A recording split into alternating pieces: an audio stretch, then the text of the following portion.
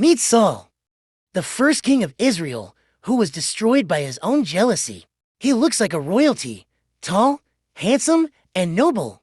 That's why he became king at the age of 30 and reigned over Israel over 42 years. But early on his career as a king, Saul made a fatal mistake. He disobeyed God by failing to completely destroy the Amalekites and all of their possession. And being God-anointed king, Saul was responsible for keeping every command.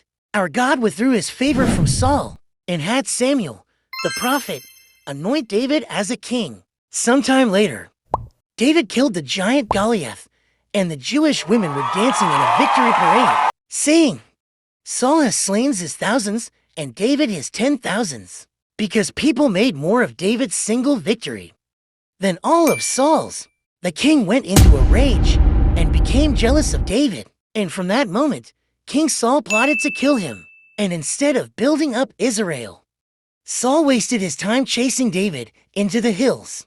David, however, respected God's anointed king, and despite several opportunities, he refused to harm Saul. Afterwards, the Philistines gathered for a huge battle against Israelites. By that time, Samuel had already died.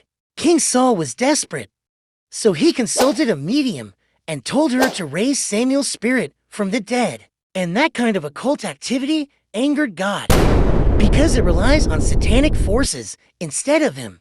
Whatever appeared, whether a demon disguised as Samuel or Samuel's true spirit sent by God, it predicted disaster for Saul. So in the battle, King Saul and Israelites were overrun.